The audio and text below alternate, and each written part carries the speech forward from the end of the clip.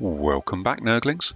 Today we are looking at a rather fetching Templar Knight. But before we start, be sure to like, share and subscribe so you don't miss an update. As you are now probably well aware, I'm collecting Bretonnians, but with an English Crusader look and feel. That means noble knights who have been recruited by the Holy Orders to wage their wars against the heathens, pagans, and anything else historical and or fantastical enough to warrant purging for Christ or the Lady. So, the Knights Templar, or the poor fellow soldiers of Christ and of the Temple of Solomon, was a French military order of the Catholic faith, and one of the wealthiest and most popular military orders in Western Christianity. They were founded circa 1119, headquartered on the Temple Mount in Jerusalem, and existed for nearly 2 centuries during the Middle Ages. Officially endorsed by the Roman Catholic Church by such decrees as the Papal Bull Omne Datum Optimum of Pope Innocent II, the Templars became a favoured charity throughout Christendom and grew rapidly in membership and power. The Knights Templar, in their distinctive white mantles with red crosses, were among the most skilled fighting units of the Crusades. Prominent in Christian finance, non-combatant members of the order, who made up as much as 90% of their members, managed a large economic infrastructure throughout Christendom. They developed innovative financial techniques that were an early form of banking, building a network of nearly 1,000 commanderies and fortifications across Europe and the Holy Land, and arguably forming one of the world's earliest multinational corporations. In the late 12th century, King Henry II, 1154 to 1189, granted the Templars land across England, including some territory near Castle Baynard on the River Fleet, where they built a round church, patterned after the Knights Templar headquarters on Temple Mount in Jerusalem. The Templar estate at Cressing Temple in Essex was one of the very earliest and largest Templar estates in England. The order was also given the Advowson of St Clement Danes. This is where I will be basing my Holy Order of Knights, i.e. a blend of French influence and English history. Anyway, in 1184, the Templars' headquarters was transferred to the new Temple Church in London, where once again they built a round church, this one patterned after the Church of the Holy Sepulchre in Jerusalem. It was consecrated in 1185 and became the location for initiation rituals. There were many iterations of the Knights Templar. Similar orders cropped up around Europe during the 12th century, such as that of the Order of Knights of the Hospital of St. John of Jerusalem, commonly known as the Knights Hospitaller, a medieval and early modern Catholic military order. It was founded in the Crusader Kingdom of Jerusalem in the 12th century and had headquarters there until 1291. Thereafter being based in Colossae Castle in Cyprus, 1302 to 1310, the island of Rhodes, 1310 to 1522, Malta, 1530 to 1798, and later St. Petersburg, 1799 to 1801. The Teutonic Order is another Catholic religious institution founded as a military society circa 1190 in Acre, Kingdom of Jerusalem. The Order of Brothers of the German House of St. Mary in Jerusalem was formed to aid Christians on their pilgrimages to the Holy Land and to establish hospitals. Its members have commonly been known as the Teutonic Knights, having historically served as a crusading military order for supporting Catholic rule in the Holy Land and the Northern Crusades during the Middle Ages, as well as supplying military protection for Catholics in Eastern Europe. The downfall of the Knights Templar was somewhat ignominious. Betrayed by their king, turned into pariahs of their own faith, and effectively destroyed.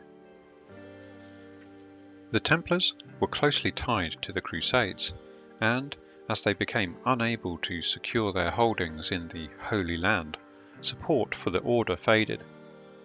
Rumours about the Templars' secret initiation ceremony created distrust, and King Philip IV of France, while being deeply in debt to the order, used this distrust to take advantage of the situation. In 1307, he pressured Pope Clement V to have many of the order's members in France arrested, tortured into giving false confessions, and then burned at the stake. Under further pressure, Pope Clement V disbanded the order in 1312. The abrupt disappearance of a major part of the medieval European infrastructure gave rise to speculation and legends. Hierarchy of the order. Starting with founder Hugh de Payens, the order's highest office was that of Grand Master, a position that was held for life, though considering the martial nature of the order, this could mean a very short tenure. All but 2 of the Grand Masters died in office, and several died during military campaigns. For example, during the Siege of Ascalon in 1153, Grand Master Bernard de Tremblay led a group of 40 Templars through a breach in the city walls. When the rest of the Crusader army did not follow, the Templars, including their Grand Master, were surrounded and beheaded. Grand Master Gerard de Riefort was beheaded by Saladin in 1189 at the Siege of Acre. The Grand Master oversaw all of the operations of the Order, including both the military operations in the Holy Land and Eastern Europe, and the Templars' financial and business dealings in Western Europe. Some Grand Masters also served as battlefield commanders. Beneath the Grand Master there was a threefold division of the ranks of the Templars: the noble knights, the non-nobled sergeants, and the chaplains. The knights wore white mantles to symbolize their purity and chastity. The sergeants wore black or brown, and all 3 classes of brothers wore the Order's Red Cross. The knights were the most visible division of the Order. They were equipped as heavy cavalry, with 3 or 4 horses and 1 or 2 squires. Squires were generally not members of the Order, but were instead outsiders who were hired for a set period of time. The Templars did not perform knighting ceremonies, so anyone wishing to become a Knight of the Templar had to be a knight already. It is these brave souls that will become my Grail Knights for the Holy Order. Under the knights in the Order, and drawn from non-noble families, were the sergeants. They brought vital skills and trades from blacksmiths and builders, including administration of many of the Order's European properties. In the Crusader states, they fought alongside the knights as light cavalry with a single horse. Several of the Order's most senior positions were reserved for sergeants, including the post of Commander of the Vault of Acre, who was the de facto admiral of the Templar fleet. For these gentlemen, I'll be using mounted sergeants from Perry Miniatures, unless I change my mind at the moment of purchase. From 1139, chaplains constituted a 3rd Templar rank. They were ordained priests who cared for the Templars' spiritual needs. These will be portrayed as battle pilgrims, clerics and monks with various relics and bearing crosses in every shape and form. They will be the sturdy religious backbone of the army alongside the men-at-arms, who are more monetarily driven, shall we say. A single knight on foot? But what use is a single Templar Knight amongst a horde of peasants and pilgrims, I hear you ask? Well, the fielding of a noble Templar Knight amongst these foot troops should, in theory, fill their filthy souls with a semblance of pride and bravery. Knowing that God is on your side in the face of powerful enemies is a real boon, and can sway the closest of battles. So, having a keen knight on foot amongst the rabble should be a pretty good bet. Is the most quintessential Bretonnian knight on foot available, the classic Warhammer Quest hero, painted with a white smock emblazoned with a red cross and wielding some sort of magic blade alongside a suitably adorned sturdy looking shield. This chap will instill fear in his enemies. Note, I have mounted him on a hexy base, as is my preference for lone characters. He won't be joining any units, instead being able to be used flexibly anywhere on the battlefield.